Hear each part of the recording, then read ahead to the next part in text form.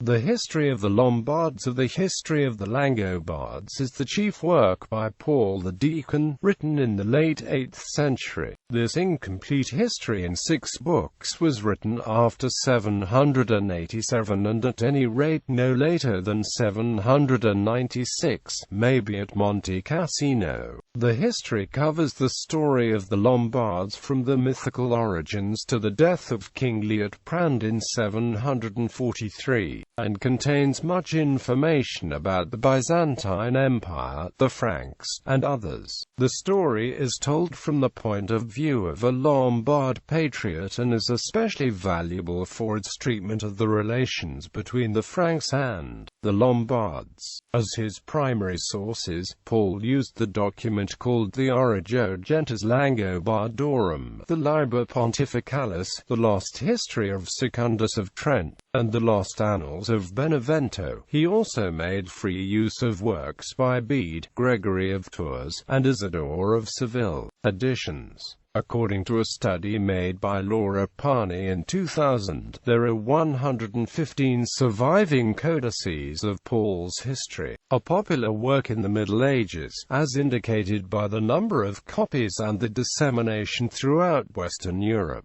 More than 20 of these manuscripts predate the 11th century, while another 80 or more were copied later. The relations between these manuscripts were studied by Georg Waitz, who in 1876 identified 11 different families of the Historia Langobardorum. The oldest manuscript is the Palimpsest of Assisi, written in the uncial script towards the end of the 8th century, almost immediately after Paul's work was completed. This palimpsest is, however, far from complete, as it contains only parts of Book 2 and V of Paul's history. The earliest complete manuscript is the Codex Sangallensis 635, written sometime between the 8th and the 10th centuries and designated by Waitz as F1. According to Waitz, F1's age makes it the most reliable of the Historia's codices, a view which has been challenged by Antonio Zanella and Dante Bianchi, both of whom hold that the F1 does not correctly reflect Paul's original. Paul's account was largely accepted by subsequent writers, was often continued, and was first printed in Paris in 1514.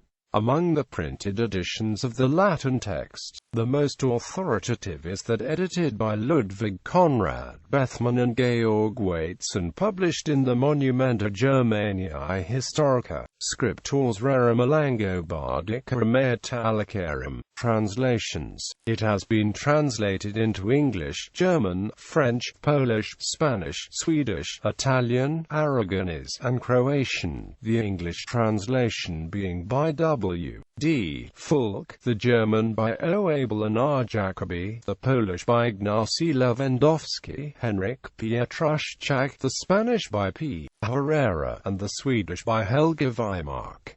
Several versions of the English translation are available.